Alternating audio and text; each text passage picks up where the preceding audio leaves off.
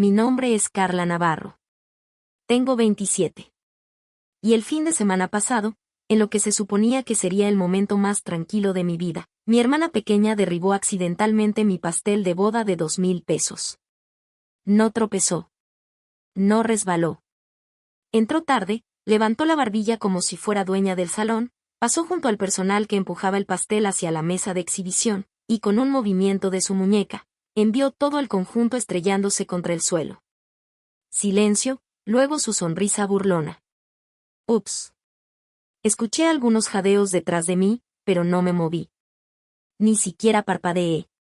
Me quedé allí parada en mi vestido de novia, mirando fijamente un montón de crema de mantequilla y flores de azúcar aplastadas mientras ella se reía como si hubiera tirado un vaso de plástico en lugar de la pieza central de mi boda. Y antes de que alguien más pudiera reaccionar, mi madre dijo la frase que ha usado toda mi vida. Suave, desdeñosa, sin esfuerzo. Ya sabes cómo se pone cuando está decepcionada. Decepcionada porque me negué a comprarle un departamento para su cumpleaños número 18. Eso fue todo lo que necesitó para arruinar mi pastel de boda. No discutí. No levanté la voz. No le dije que había cruzado la última línea que ni siquiera sabía que existía. Simplemente miré el desastre, me di la vuelta y me alejé.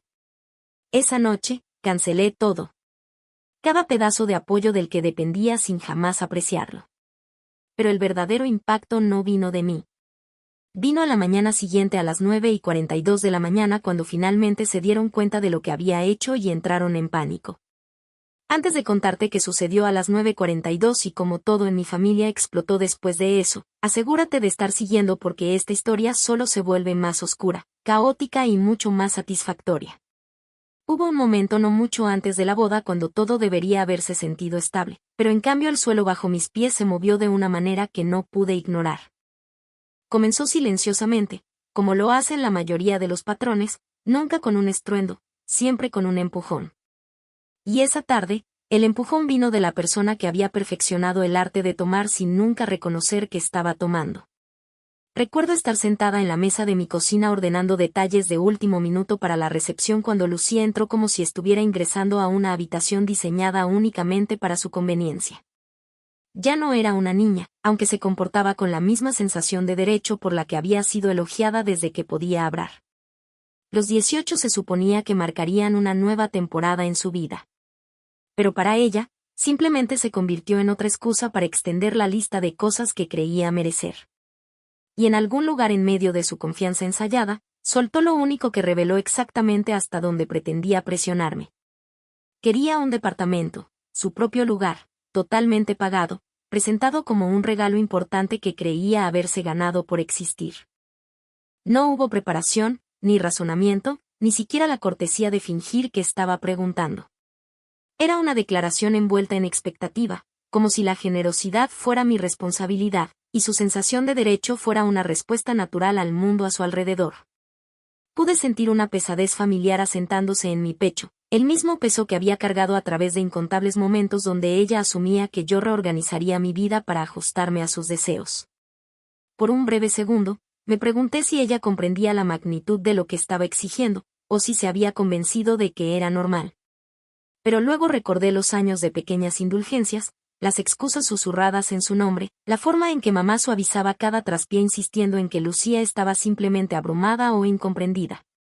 Ese tipo de refuerzo crea un universo donde las consecuencias nunca alcanzan del todo a la persona que más las necesita. Decir que no debería haber sido simple. Debería haber sido un límite pronunciado una vez y respetado.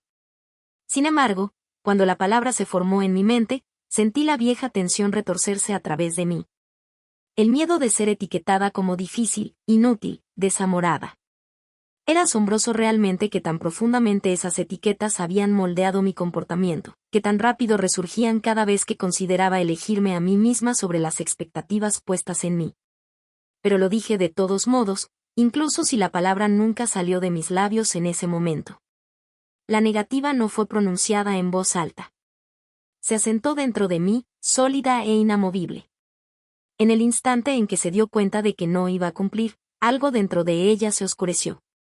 No era ira en el sentido tradicional.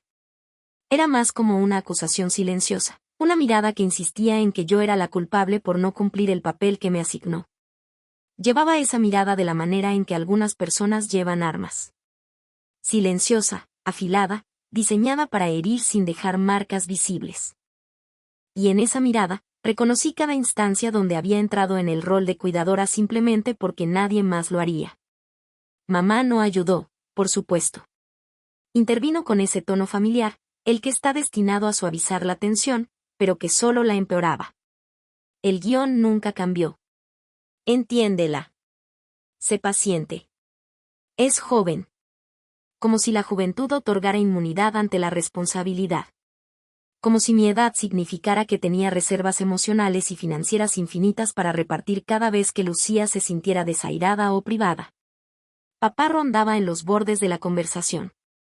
Presente pero silencioso, la encarnación de un espectador que había aprendido hace mucho que participar requería más coraje del que poseía. Sus reacciones no me sorprendieron, pero la claridad que sentí sí. Me di cuenta en ese momento de que la dinámica nunca iba a cambiar por sí sola. Lucía no iba a crecer hacia la responsabilidad. Mamá no iba a ver el desequilibrio y papá no iba a intervenir.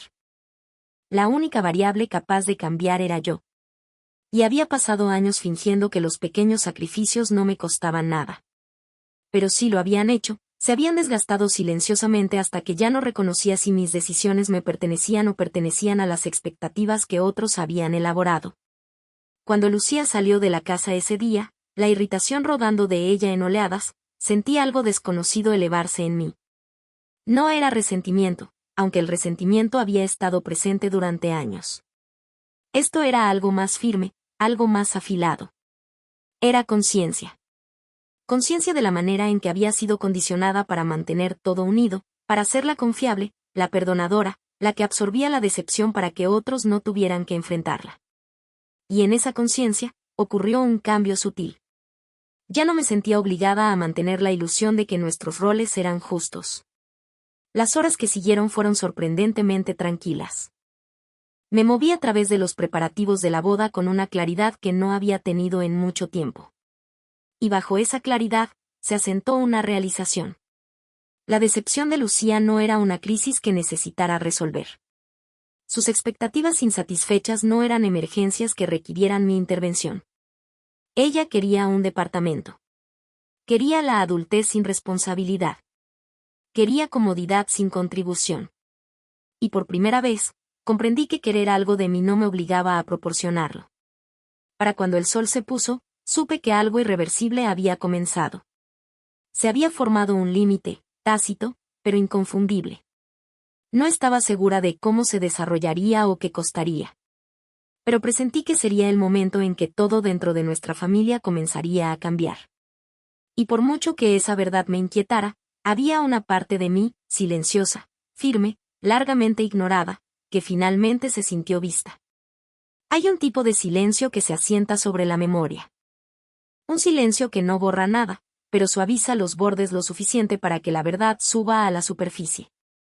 Ese silencio me encontró en los días previos a la boda, no con revelaciones dramáticas, sino a través de simples recuerdos que había evitado examinar durante años. Y una vez que surgieron, se negaron a desvanecerse.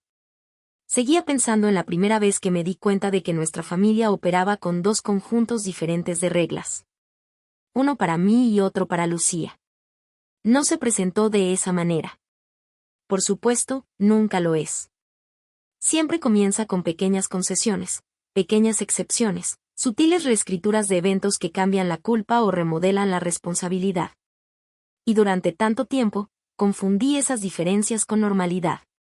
No las vi como señales de advertencia.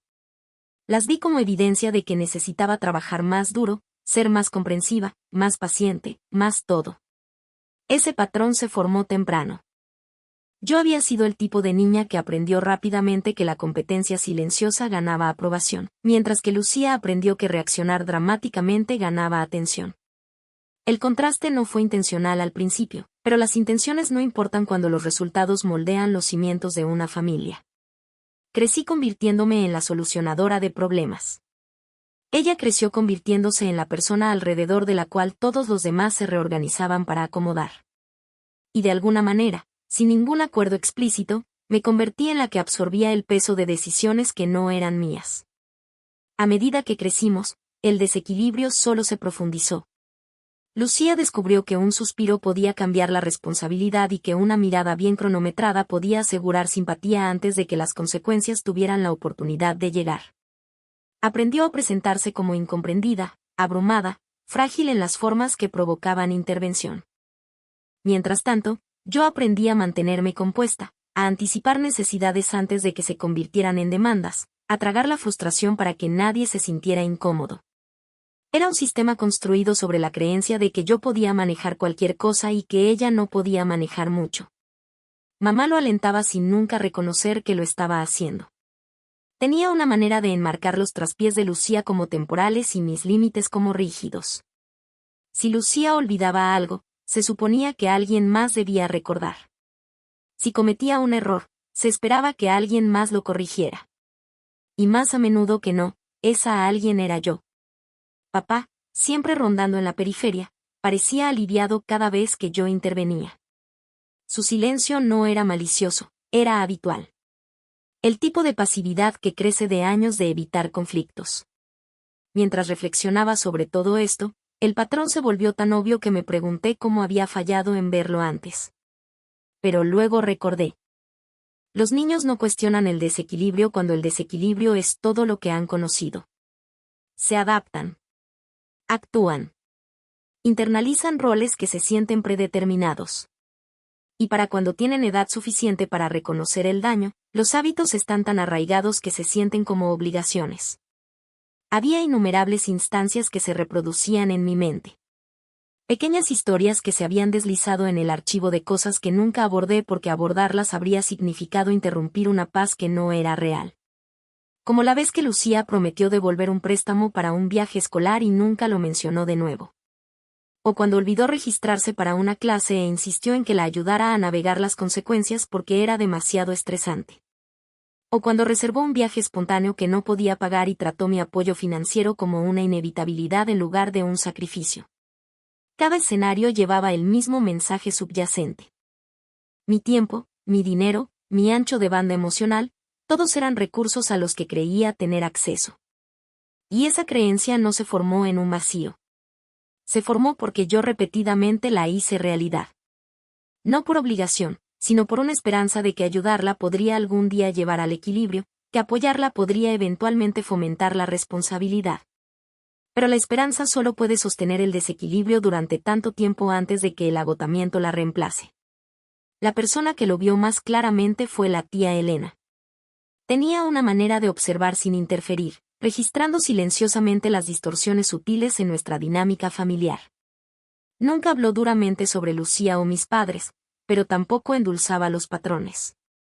Todavía podía recordar su voz, una presencia constante, empujándome a considerar si estaba dando demasiado. Sus preguntas no eran acusaciones. Eran invitaciones a examinar el costo de un rol que nunca elegí. Su preocupación permanecía en mi mente mientras me preparaba para la boda. Me había visto asumir responsabilidad tras responsabilidad, me había visto estirarme hasta el límite para mantener una ilusión de armonía, y cada vez que preguntaba si realmente estaba bien, yo desviaba con tranquilidad practicada.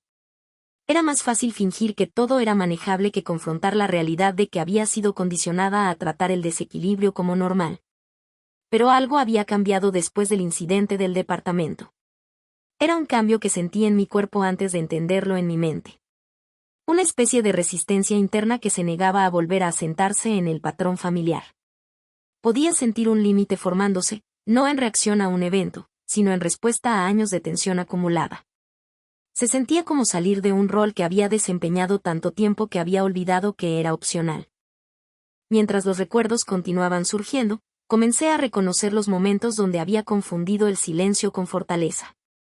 Me había convencido de que soportar el desequilibrio me hacía confiable, madura, capaz. Pero la resistencia no es lo mismo que la resiliencia. Y el silencio no es lo mismo que la paz. No estaba siendo fuerte. Estaba siendo condicionada. Esa realización permaneció conmigo mientras se acercaba la boda. No borró la historia ni arregló la dinámica familiar. Pero aclaró algo esencial. Podía seguir cargando el peso que todos asumían que llevaría, o podía finalmente dejarlo. Y aunque todavía no sabía cómo se desarrollaría todo, sabía una verdad con absoluta certeza. Lucía no era la única que estaba por experimentar un cambio. Yo también. Hay una quietud particular que viene justo antes de una celebración, un momento cuando todo ha sido arreglado, pero nada ha comenzado. En la mañana de la boda, esa quietud se sintió más pesada de lo que esperaba, como un aliento siendo contenido por todo el lugar.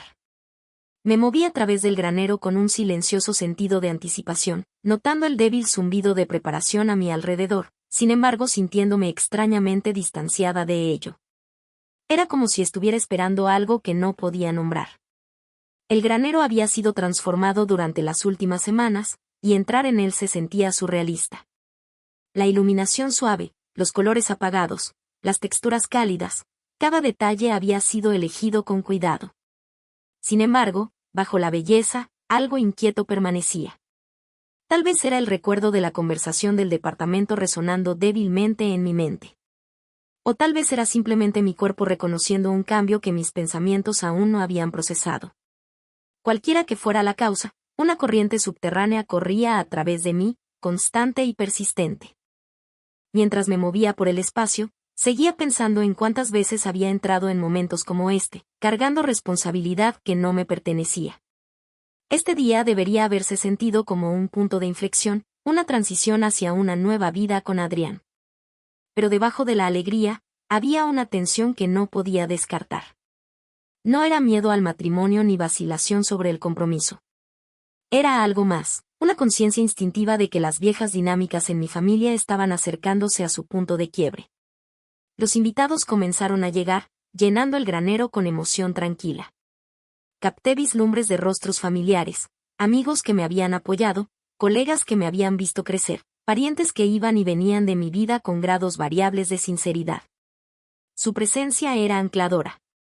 Sin embargo, no podía sacudirme la sensación de que algo estaba mal. No era dramático ni ominoso. Era sutil, como un hilo jalado apenas ligeramente fuera de lugar. En el momento en que el personal comenzó a rodar el pastel hacia el lugar, ese hilo pareció tensarse. Observé desde el otro lado del salón mientras navegaban cuidadosamente, ajustando su ritmo para evitar atorar las ruedas en el piso de madera. El pastel era simple pero significativo, algo que Adrián y yo habíamos elegido juntos porque nos recordaba momentos tranquilos en lugar de grandes gestos. Verlo allí debería haberme llenado de felicidad, pero en cambio se sentía frágil, expuesto, como un símbolo tácito de todo lo que había protegido durante años. Y entonces llegó Lucía. Entró con la misma confianza sin esfuerzo que llevaba a todas partes. Su presencia jalando atención sin necesidad de solicitarla. Su expresión era ilegible, no celebratoria, no resentida, solo segura de sí misma. Como si el mundo existiera en relación con ella sola. Sus movimientos eran casuales, casi lánguidos, sin embargo había una agudeza bajo ellos que nunca dejaba de inquietarme.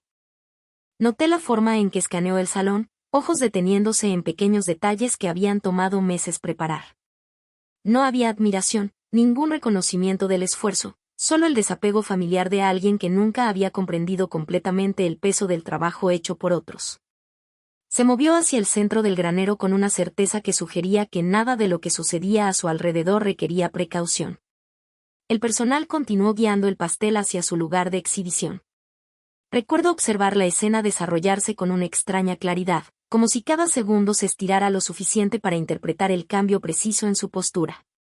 No dudó. No disminuyó la velocidad. Simplemente se acercó. Lo suficientemente cerca para que la distancia entre intención y accidente se evaporara. Su mano rozó la mesa, un pequeño movimiento, apenas perceptible, pero deliberado. El pastel se inclinó. El sonido que hizo al golpear el piso no fue fuerte, pero cortó la habitación como una inhalación aguda. Siguió una pausa colectiva, el tipo de silencio que se forma cuando un momento tiene más peso del que alguien esperaba. Me quedé quieta, arraigada al suelo, observando la crema de mantequilla colapsar en las tablas de madera como una promesa frágil disolviéndose al impacto. Y en ese instante, una realización se asentó sobre mí. No sobre el pastel, no sobre la boda, sino sobre los años que llevaron a este punto. La falta de vacilación, la falta de conciencia, la falta de remordimiento. Todo estaba allí, cristalizado en un solo movimiento. No hubo disculpa, ni destello de culpa, solo una inclinación de su cabeza, un débil rizo de satisfacción, un reconocimiento silencioso de que el poder que creía poseer había nuevamente pasado sin ser desafiado. A su alrededor, los invitados intercambiaron miradas incómodas, inseguros de si intervenir o fingir que nada había pasado. Sentí mi respiración estabilizarse mientras la observaba. No había ira elevándose en mí, ninguna urgencia de confrontar o corregir. En cambio, se formó una claridad, afilada, inquebrantable, final. El límite que había comenzado a sentir en los días previos a este momento se solidificó con certeza inconfundible. La reacción de mamá me alcanzó desde el otro lado del salón. Su expresión ya suavizándose, lista para excusar, lista para reescribir, lista para mantener los roles en los que había confiado durante tanto tiempo. Pero su voz no me alcanzó de la manera en que usualmente lo hacía. Se desvaneció bajo el zumbido de un cambio interno que ya no podía ignorar. Algo terminó en ese momento. No la boda, no la celebración, sino un rol que había estado desempeñando sin cuestionar. El peso de ello se levantó, no de una vez, no dramáticamente, sino con la precisión silenciosa de una puerta cerrándose suavemente pero firmemente. Mientras el salón intentaba recuperarse, me quedé quieta, absorbiendo la verdad asentándose dentro de mí. El pastel podía ser reemplazado. El momento no. Y en esa realización, comprendí que lo que había sucedido no era una interrupción de mi boda. Era la confirmación final de una verdad que había estado rodeando durante años. Hay un silencio extraño que se asienta en los momentos después de una ruptura pública. Un silencio que no calma, sino que afila. Lo sentí envolverme mientras me alejaba de la recepción. Los sonidos detrás de mí desvaneciéndose en un zumbido distante. No fue vergüenza ni shock lo que me empujó afuera. Era algo más firme, algo que finalmente había tomado forma dentro de mí. Las puertas del granero se cerraron suavemente. Sin embargo, el cambio dentro de mí se sintió todo menos suave. El aire afuera llevaba el débil aroma de los campos rodeando el lugar. Pero en lugar de anclarme, intensificó mi conciencia. Podía sentir mi latido asentarse en un ritmo deliberado como si mi cuerpo finalmente se hubiera alineado con una verdad que había estado rodeando durante años. El pastel en el piso, las reacciones murmuradas, las expectativas tácitas, todo colapsó en una sola claridad que ya no podía ignorar. Caminé por el sendero de grava detrás del granero, las piedras moviéndose ligeramente bajo mis zapatos. Cada paso parecía liberar una tensión que no había dado cuenta de que estaba sosteniendo. No hubo erupción de emoción, ninguna oleada dramática de ira, solo una inconfundible realización de que un límite finalmente había sido cruzado tan completamente que no había retorno. El momento había cristalizado algo que había estado formándose lentamente en mí mucho antes de que la boda tomara forma. Cuando encontré un rincón tranquilo lejos del lugar, dejé que mi respiración se asentara. La quietud me dio la oportunidad de observar el paisaje dentro de mi propia mente. Y era sorprendente cuán más claro todo aparecía cuando no estaba tratando de mantener la paz. Se me ocurrió que la mayor parte de mi vida había sido moldeada alrededor de prevenir escenas como la de adentro. Sin embargo, cuando la escena finalmente sucedió, no sentí el pánico que esperaba. En cambio, había una certeza calmada, un reconocimiento interno de que algo fundamental había cambiado. Pensé en los años de pequeños sacrificios, las contorsiones emocionales, la comprensión ensayada que había ofrecido sin vacilación. Pensé en las incontables veces que absorbí consecuencias que no me pertenecían simplemente porque era más fácil para todos los demás. Y me di cuenta de que cada uno de esos momentos había llevado a esta ruptura, no como un accidente, sino como una inevitabilidad. Solo puedes doblarte tanto antes de que la forma que sostienes comience a romperse. El sol había comenzado a bajar, proyectando largas sombras sobre el suelo.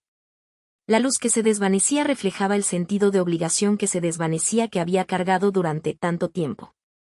Podía sentir una puerta interna cerrándose, una puerta que había dejado entreabierta por hábito en lugar de elección. Esa abertura había permitido que años de expectativas fluyeran sin control, moldeando mi vida con un peso que había sido condicionada a cargar. Pero ahora la puerta no solo estaba cerrándose, se estaba sellando. Regresar al granero se sentía innecesario. La recepción continuaba en algún lugar detrás de mí. Pero la celebración se había dividido en dos realidades separadas. Una donde la gente intentaba darle sentido a lo que había sucedido, y otra donde finalmente reconocí el costo de fingir que no importaba. No estaba lista para reingresar a ningún mundo, así que me quedé afuera, dejando que el silencio se asentara más firmemente. Cuando la noche terminó y los invitados se dispersaron lentamente, me dirigí de regreso al pequeño apartamento donde Adrián y yo nos quedábamos por la noche. El espacio estaba tenue, la luz de una sola lámpara proyectando sombras suaves en las paredes. Se sentía seguro de una manera que no me había dado cuenta de que necesitaba. La quietud no era tensa. Daba espacio al pensamiento, al examen, al lento desenredo de años de respuestas condicionadas. Sentada al borde de la cama, abrí mi computadora portátil con una calma que me sorprendió. No hubo temblor en mis manos, ningún momento de vacilación. Navegué a la carpeta etiquetada Fondos Lucía, una colección de transferencias y planes que había mantenido durante más tiempo del que quería admitir. Los números me devolvieron la mirada, evidencia monetaria de un patrón que había confundido con responsabilidad. Verlos dispuestos de esa manera hizo la verdad casi innegable. Me detuve por un momento, no por duda, sino para reconocer la gravedad de la decisión que estaba a punto de tomar. Esto no era una reacción impulsiva al pastel. Era la culminación de reconocer un límite que había sido cruzado repetidamente sin consecuencia. No era castigo. No era represalia. Era corrección. Una recalibración de una dinámica que había pasado sin examinar durante demasiado tiempo. Con un aliento firme, removí mi autorización de su solicitud de arrendamiento.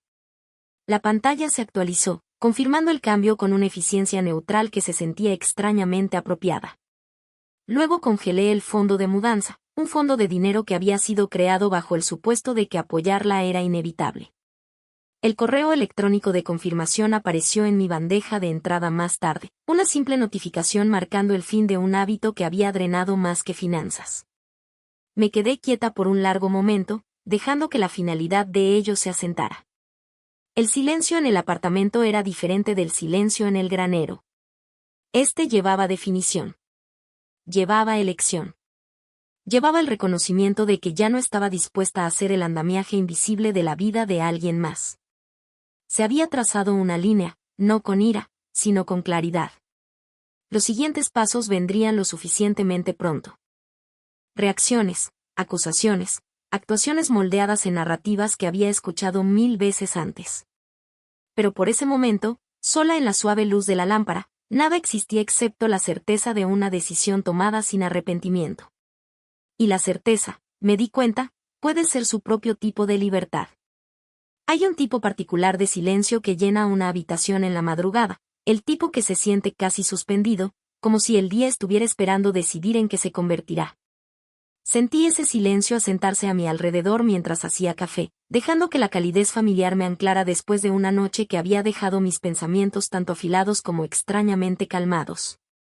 El mundo fuera de la ventana apenas estaba despertando. Sin embargo, había una certeza zumbando bajo la quietud, un sentido de que algo inevitable se estaba acercando. No estaba pensando en consecuencias o respuestas. Esas existían en algún lugar en el fondo, como formas distantes esperando emerger. Lo que descansaba en primer plano era una conciencia firme de que mi decisión la noche anterior había marcado un cambio que no iba a revertir. No había deshacer, ni suavizar, ni repensar. El límite que había trazado no era un impulso momentáneo. Era la primera elección honesta que había hecho en mucho tiempo. Para cuando me senté en la pequeña mesa con mi café, el silencio había comenzado a adelgazarse, reemplazado por la débil anticipación de lo que seguiría una vez que el mundo alcanzara los cambios que había puesto en movimiento. No me apresuré. No me preparé. Simplemente esperé, sabiendo que la reacción llegaría lo suficientemente pronto. Sucedió a las 9:42 de la mañana, un momento que se sintió inquietantemente preciso, como si el universo hubiera elegido el momento con intención. Mi teléfono vibró una vez, luego otra vez, las notificaciones apilándose tan rápidamente que formaron un borrón en la pantalla. No necesitaba abrirlas para saber de dónde venían. La urgencia repentina, las alertas superpuestas. Solo podía significar una cosa. El cambio los había alcanzado. Eché un vistazo a la pantalla. El nombre de Lucía se iluminó primero, seguido de una cadena de mensajes que aparecieron uno tras otro. Las líneas de asuntos solas revelaron su tono, agudas, frenéticas, bordeadas con incredulidad, y debajo de esas más notificaciones. 2 llamadas perdidas, luego una tercera. Su urgencia parecía verterse a través del teléfono, presionando contra el límite que había trazado, probando si se mantendría. Unos segundos después, apareció otra notificación, esta vez de mamá. La vista previa mostraba solo unas pocas palabras, pero llevaban el peso familiar de expectativa. Me sorprendió que tan rápido la narrativa se había formado en sus mentes, que tan perfectamente habían cambiado al pánico sin detenerse a considerar por qué el apoyo había desaparecido en primer lugar. La dependencia había sido tan profundamente entretejida en nuestra dinámica que su eliminación les parecía un ataque en lugar de una corrección. El teléfono vibró de nuevo, esta vez una llamada. Observé la pantalla iluminarse. El nombre de Lucía pulsando con ritmo insistente. Por un momento, observé mi propia reacción, o más bien la falta de una. No hubo oleada de culpa, ningún instinto de arreglar la interrupción, solo una calma pareja y firme. Dejé que la llamada sonara. Cuando se detuvo, siguió otra. Esta vez de mamá. El patrón era familiar, escalada, luego reclutamiento. Era un ritmo al que había respondido inconscientemente durante años, interviniendo antes de que la situación pudiera intensificarse. Pero el límite que sostenía ahora no vacilaba. Dejé que la segunda llamada sonara también. Llegó una tercera llamada casi inmediatamente, y esta vez contesté, no por obligación, sino por curiosidad. Quería escuchar la forma de la reacción, no para absorberla, sino para entenderla con claridad que nunca me había permitido antes. La voz de mamá se apresuró a través del auricular antes de que siquiera terminara de levantar el teléfono a mi oído. La urgencia era palpable, en capas con incredulidad y una especie de preocupación practicada que había moldeado nuestra dinámica familiar durante años. Escuché sin interrumpir, dejando que las palabras se derramaran en el patrón familiar. Confusión enmarcada como decepción, frustración disfrazada de preocupación. La inclinación sutil de responsabilidad empujada suavemente en mi dirección. Mientras hablaba, sentí una separación silenciosa formándose dentro de mí. No distancia, sino distinción. Su reacción no fue sorprendente. Era simplemente la continuación de un guión que había usado durante tanto tiempo como podía recordar. La expectativa de que volvería a entrar en mi rol usual permanecía bajo cada oración, pero el rol mismo ya no encajaba.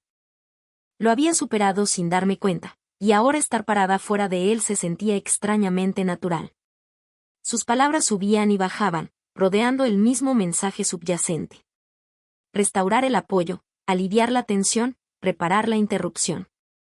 Y bajo todo eso, la suposición tácita de que había actuado sin pensamiento, sin razón, sin entender las consecuencias. Pero yo las había entendido mucho antes de que cualquiera de ellos se diera cuenta de que algo había cambiado. Mientras hablaba, mi mente divagó, no como un escape, sino como una manera de observar la coreografía emocional desenvolviéndose en su tono. No había responsabilidad en su voz, ningún reconocimiento de los patrones que habían llevado a esta fractura, solo la expectativa de que reanudaría mi lugar en una estructura que había dependido de mi cumplimiento. Cuanto más hablaba, más claro todo se volvía. El pánico no era sobre el departamento o el apoyo.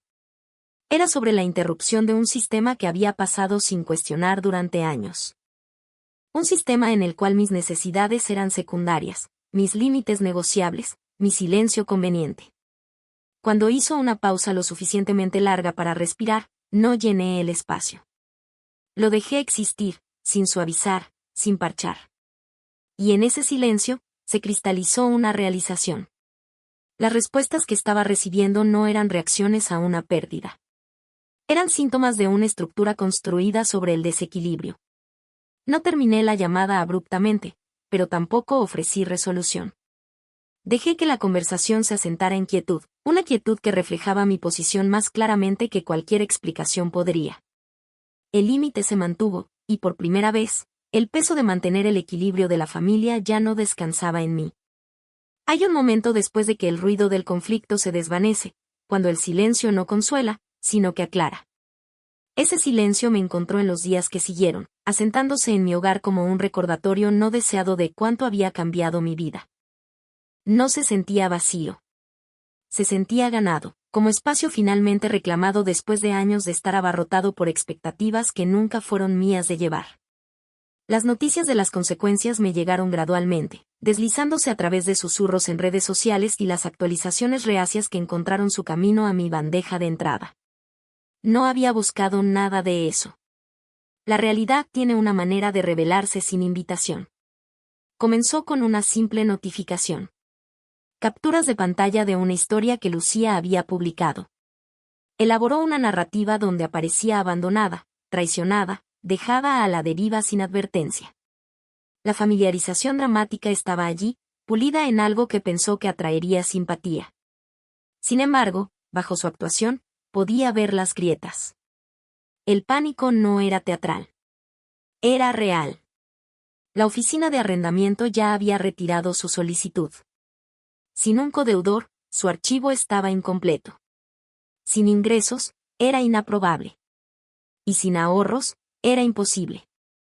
El sistema del que había dependido tan casualmente finalmente había reconocido la ausencia de fundamento. Cada actualización hizo su situación más aparente. Vivienda temporal denegada, alquileres a corto plazo fuera de alcance, verificaciones de crédito fallidas, listas de espera demasiado largas para importar. Su red de seguridad había desaparecido en el momento en que me alejé, revelando cuánto de su vida había sido construida sobre suposiciones que confundió con derecho. Mamá intentó intervenir primero. El patrón familiar resurgió, explicaciones suaves, súplicas gentiles, empujones sutiles hacia restaurar el equilibrio con el que se sentía cómoda. Pero el mundo más allá de nuestra familia no se doblaba a las excusas. Las agencias de alquiler no se preocupaban por narrativas emocionales. Los sistemas de crédito no se ajustaban por decepción. Y la realidad de la que la había protegido finalmente aterrizó afilada y sin filtros. Papá intentó después, aunque sus intentos fueron tibios. Hay cargas que ninguna cantidad de renuencia puede aliviar, y retrocedió una vez que se dio cuenta del costo de avanzar. La responsabilidad cuando ya no puede ser redirigida tiene una manera de revelar los límites de una persona. Las actualizaciones continuaron. Amigos distanciándose, no dispuestos a ser absorbidos en sus necesidades en espiral. Parientes extendidos retirando apoyo después de años de escuchar solo un lado de nuestra dinámica familiar. Incluso la audiencia en línea de la que buscaba consuelo comenzó a cuestionar las inconsistencias en su historia. La simpatía que intentó fabricar lentamente colapsó bajo el escrutinio que no podía manipular. A través de todo eso, permanecí quieta. No indiferente, sino resuelta. No había nada que arreglar, nada que reparar, nada que retractar. Mi ausencia no fue un acto de crueldad. Fue el primer límite honesto que había trazado. Y los límites, cuando se honran, crean cambios que se sienten brutales solo para aquellos que se beneficiaron de su ausencia. Pasaron días antes de que mamá intentara aparecer sin anuncio otra vez. La vi desde la ventana, de pie junto a su auto, como si buscara la versión de mí que esperaba que aún existiera. Pero no salí. La distancia entre nosotros ya no se sentía como negligencia. Se sentía como consecuencia, una moldeada no por ira, sino por la realidad innegable de que permitir a alguien no es lo mismo que amarlos. Se quedó un rato antes de irse, su presencia disolviéndose en el vecindario tranquilo. No esperaba que regresara. Algunas verdades, una vez confrontadas, desmantelan las ilusiones que mantuvieron unida a una familia. En cuanto a Lucía, su historia continuó desenredándose en el fondo. Las actuaciones curadas se volvieron menos frecuentes, reemplazadas por publicaciones que revelaban más de lo que pretendía, desorden detrás del marco de la cámara. Agotamiento que no podía ocultar. Frustración que ya no tenía a dónde ir.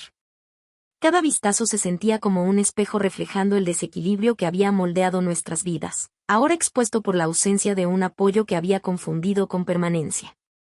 No encontré placer en su sufrimiento, pero no intervine. El crecimiento rara vez es gentil, y la responsabilidad aún menos. La vida que había curado a través del derecho y la expectativa no podía soportar el peso de la realidad, y la realidad finalmente había llegado sin disculpa. Mientras tanto, mi propio mundo comenzó a sentirse diferente, más ligero, más claro, arraigado en elecciones que me pertenecían completamente. La ausencia de conflicto no se sentía antinatural. Se sentía atrasada. Noté el silencio más plenamente. Reconocí mis propios pensamientos sin la estática de la responsabilidad constante. Me moví a través de mis días con una firmeza que no me había dado cuenta de que me faltaba. Y fue en esa firmeza que emergió una verdad final. No había perdido una familia. Había salido de un rol que nunca debería haberme definido. La versión de mí misma que toleraba el desequilibrio, que absorbía la culpa, que sacrificaba límites para mantener una paz frágil, esa versión ya no existía. La había superado sin notarlo. Y ahora, sin el peso de la expectativa, finalmente podía ver mi vida sin distorsión. En esa claridad, surgió una lección, una que no había buscado, pero que había ganado no obstante. Algunas relaciones sobreviven solo cuando una persona se disminuye para sostenerlas. Y cuando esa persona finalmente se levanta, la relación no se rompe. Revela lo que siempre fue. La caída de Lucía no fue el resultado de mi decisión. Fue el resultado de años pasados protegiéndola de la verdad. Y mi partida no arruinó su vida. Simplemente terminó la ilusión de que alguien más la manejaría por ella. No reconstruí nada con ellos. No reabrí puertas. No suavicé la distancia. Elegí la paz, no la reconciliación. Y cuando la paz llega después de una vida de resistencia, no pide permiso. Simplemente se asienta. Silenciosa, firme, y completamente ganada.